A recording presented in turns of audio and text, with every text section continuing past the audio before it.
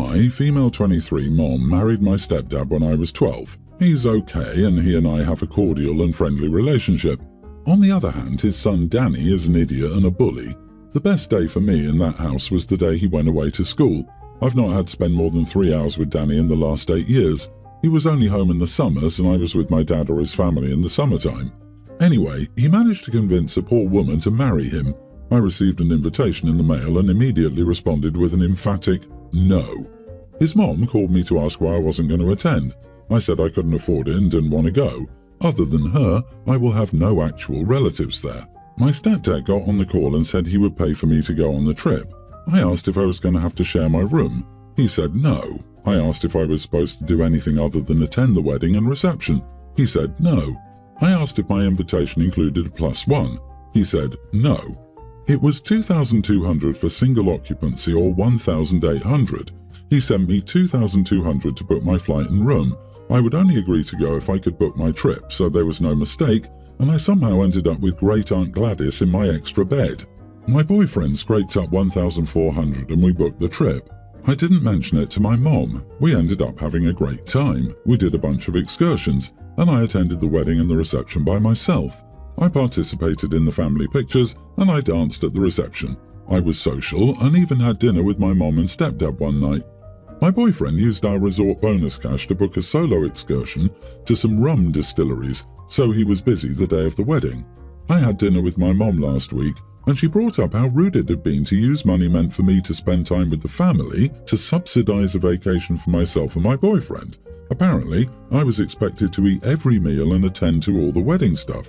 I reminded her that I didn't want to go in the first place and only agreed after I was told I was only expected at the wedding and the reception. She says that my stepdad is upset that I pretty much ignored everyone for the entire week. I don't think I did anything wrong. Am I the idiot because I used the money my stepdad gave me to attend his son's destination wedding to subsidize a vacation for me and my boyfriend?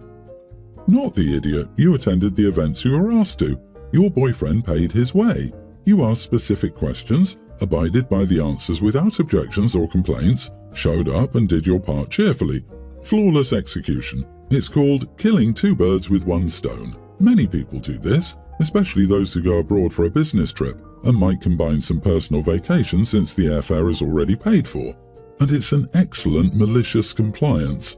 Opie, you did exactly what was agreed upon, whether or not your boyfriend was there. You kept up your end of the bargain. They made a deal with you, thinking they could push you into a different deal because you'd be alone. They acted in bad faith, and disappointments based on bad faith agreements are the fault of the person acting in bad faith. The next time they think you were rude, tell them it was rude of them to agree on something with you and then expect something different, and they should apologize. If they'd wanted you to attend all those extra events, they should have made that clear in their list of conditions when they gave you the money. You met the social obligation to which you were invited, the wedding. Your boyfriend did not obstruct any of the events, and hence it's fair game. I assume you weren't invited to any other event, so why would you go? The blame for that is on your stepbrother for failing to invite you. It's the height of bad manners to push in where you're not wanted. Girl, you played by the rules. You were an angel to allow stepdad and bully stepbrother to maintain the facade of a happy family. Tell mom that. I've worked at a small local business for almost 12 years now. We have about 8 employees and are currently short-staffed. About 3 weeks ago, they hired a woman in her 50s who we will call Karen. Karen, in the beginning, was very appreciative of being hired, as her husband is out of work following a car wreck and their home is in the process of foreclosure. She stated she'd been searching for employment for months, but no one would hire her because she had 0 employment history. She was a stay-at-home wife, no kids. In the beginning, Karen and I got along well enough, but stuff hit the fan last week. She stated she has 5 dogs and I commented that I don't like dogs and could never have one as a pet. I told her I liked other people's dogs well enough, but could never have my own. She took it as a personal attack apparently. She turned around in her chair and avoided me for the rest of the shift. That night, my phone started blowing up with Facebook notifications from her. I don't have her as a friend on there. She was going through and laughing, reacting at every single photo of my children that was posted as public. Tagged photos. If that weren't bad enough, she then comments underneath a photo of my youngest, infant, You don't like dogs but you like these ugly things. And another comment not even 30 seconds later on a photo of my son and daughter saying, Gross. I screenshot everything and then blocked her. The next day I went to my boss and handed over my phone with all the screenshots pulled up. I tell him, either you fire her right now or I'm gone. I refuse to be in the same workplace as this witch.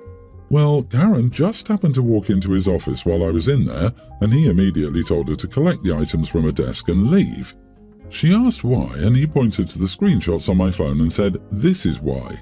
She started scolding me, of course, because I got her fired when she desperately needed the money because they would lose their home and no one else would hire her, and she can't believe I'm being so sensitive and that she just wanted me to feel how she felt when I threw in her face that I don't like dogs. Am I the idiot? Not the idiot. She harassed you. Taking shots at your kids is beyond unacceptable. Karen is now the newest member of the Screw Around and Find Out Club. Maybe she will learn from this, but I doubt it. It's pretty disturbing that she took something said that made her angry at work, and she actually went on the internet to find this person and cause problems in their private life. It's messed up and it's also creepy. Boss is lucky they had a very easy, quick and legal way to let her go immediately. He even has the printouts. I can only imagine how it went when she went home and had to tell her husband why she was fired from her new job. You know she lied to her husband. I'm betting the story was along the lines of, "I got fired because my co-worker doesn't like my dogs." Honestly, I suspect that someone surprised that harassment will get her fired is the kind of person that's hard to hire. I doubt her lack of employment history had much to do with her financial woes. That's what I was thinking as well. A woman in her 50s who has no employment history yet has no kids? That's suspect at best. She doesn't play well with others. Plus, she's clearly not right in the head for stalking somebody because they don't want to have a dog. Singling out OP's children is particularly disturbing. It wouldn't surprise me if Karen couldn't have children, is therefore envious of OP, and took OP's comments about dogs as an insult to her fur babies. Cringe. I wouldn't want to be around an obsessive nut job like that, let alone work with one. So, I had a recent exchange with my daughter Anna that has left me questioning my actions. My daughter is now 20, and our recent conversation unearthed some unresolved feelings from her childhood. During Anna's upbringing, I was not the present father I should have been. My relationship with her mother, my ex-wife, was tumultuous. The constant conflict made it challenging for me to be there for Anna in the way she needed and deserved. I acknowledge my shortcomings and regret not being more involved during those formative years. Presently, I'm remarried to a wonderful woman who has a daughter from a previous relationship. Although not biologically mine, I love her as my own, and we built a loving and supportive family together. I've consciously tried to be the best father figure I can be to her. Recently, Anna confronted me about my absence during her childhood. She expressed feeling neglected and unimportant to me. She conveyed her wish that I'd fought harder to be in her life and how my lack of effort has deeply hurt her. Her words stung, but I understood they stemmed from her pain. In response, I explained to Anna that it wasn't solely my fault.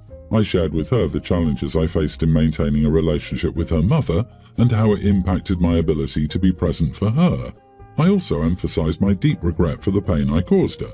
However, Anna remained unsatisfied with my explanation.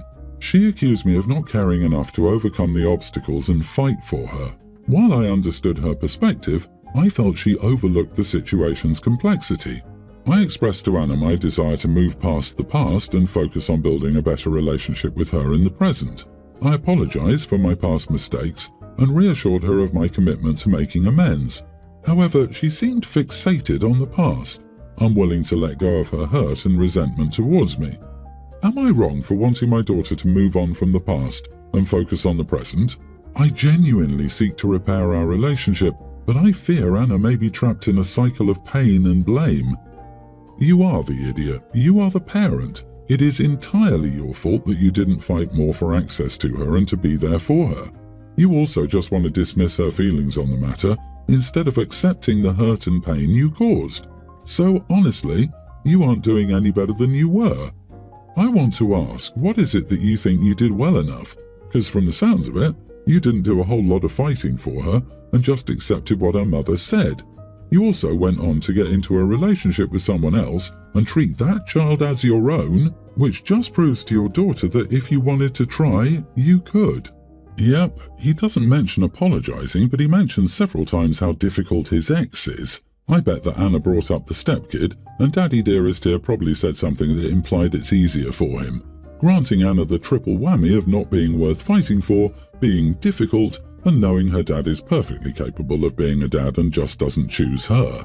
It sounds like he has a habit of writing people off if they don't make life easy for him. He wants her to build a new relationship with him, but he won't deal with the past. And if he has to deal with the past, then he doesn't want the future because he doesn't want the reminder or the hassle. Dude, you just need to own this and stop trying to mitigate your responsibility to your daughter. I, 28 female, met my fiancé, 28 male, during college, and we have a great relationship. Last year we got engaged and we're planning the wedding for this fall. While he had an awesome dad and lovely sisters, his mother is a sore spot for him. She's separated from his dad. From what I've heard and witnessed, the family doesn't get along much with her. If you met her, you'd understand why. She's super judgmental and rude and barely has a nice word to say about her kids, let alone me. Unfortunately, my fiancé, being her only son and the youngest child, is her blatant favourite. She wants him to be mommy's boy, but he's not that way at all and does a great job handling her and keeping his distance, which he honestly prefers. Upon news of our engagement, she was super excited but very uncharacteristically.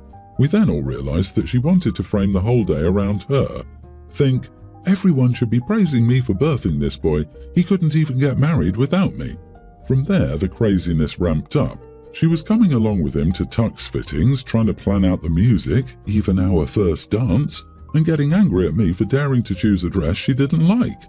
The rest of his family and I were beginning to toy with the idea of uninviting her based on this behaviour, and as wrong as it kind of innately feels, this is a pretty exceptional case. Honestly, her actions were starting to make us dread our wedding. A further incident a few days later, where she told her son she wanted to walk me down the aisle so she could have a moment with her son at the altar, made me, my future husband, and my future in-laws snap. We recently arranged for her to come over to our home, where my husband and I sat her down and gently explained that we no longer wanted her to attend the wedding. She got really angry and immediately flew off the handle at me and not her son, as though I was the one who had influenced the rest of the family to uninvite her. My frustration at her boiled over, and without shouting, I stood up and told her that I wanted her to stop yelling and that she had no right to speak to me as she was. When I realised she was about to blow up again, I cut her off with, "In case you don't know, I'm the one marrying your son, not you." She didn't say anything else, she just snatched up her bag and left. She hasn't spoken to me since, but she's trying to get her son to change his mind. Believe me when I say he will not. He wants an apology from me, and while my soon-to-be husband and the rest of the family doesn't think I did anything wrong, I wonder if my comment was unnecessary and whether it would have been better to stay the calm and collected party. I was just so done with her, and I wanted to tell her exactly how I felt. Am I the idiot? Not the idiot. You did things exactly correctly. If you didn't put your foot down now, you would have a lifetime of drama with her. This story should be saved as an example of how to deal with a terrible mother-in-law properly, and your fiancé deserves a high five for having your back. It wasn't until I blew up at my mother-in-law that she stopped her idiotic behaviour. I should have done it 30 years earlier. OP, I wouldn't care what she thinks. It seems everyone agrees she shouldn't be at the wedding. P.S. You may want to hire security to keep her out. I would also ensure you have passwords on all your vendors and stuff so she doesn't try to go in and change things behind your back. Even if your mother-in-law apologises, butts out of the wedding plans, and promises to be on her best behaviour, she should still not be invited. Any attempt by her to appease you and your future husband will only be a temporary manipulation tactic to get her way, although she doesn't seem to have the wherewithal, even temporarily, to act like a decent human being. She is delusional, and if given even half a chance, she will find a way to do something ridiculous to upstage you at your wedding, turn up in a white dress. It's high time your entire family cut her off. We are a group of 5 friends going on a vacation together, embarking on a 9-hour flight. I have a back injury and have been in pain for a few days. Luckily, my airline membership grants me access to a premium economy seat, offering more comfort. 3 of us in the group share this membership perk. Now, the challenge arises as one couple in our friend circle has a different membership level, requiring them to sit separately. The boyfriend in the couple suggests a seat-swapping arrangement to ensure they can sit together on either the departure or return flights. While everyone has agreed to this plan, I question whether it's fair for me to surrender my premium seat considering my back condition. Am I the idiot if I refuse the seat swap in this scenario? Not the idiot, keep your premium seat. The couple that's so desperate to sit together can figure it out. If everybody else agrees to the plan, I'm not sure why you're involved. How many people need to swap seats for them to sit together? 2 other people with premium seats can swap with them, and you're not involved. However, don't be surprised when everyone who's agreed to this plan suddenly changes their mind if their premium seat is at risk. Don't let them bully you. I'm sorry, but just because you want to sit with your spouse does not mean you have to. But if you're so codependent that you cannot live without sitting next to each other, then by all means call the airline and pay to upgrade your ticket. LOL, right? Before the flight, we have to sit together.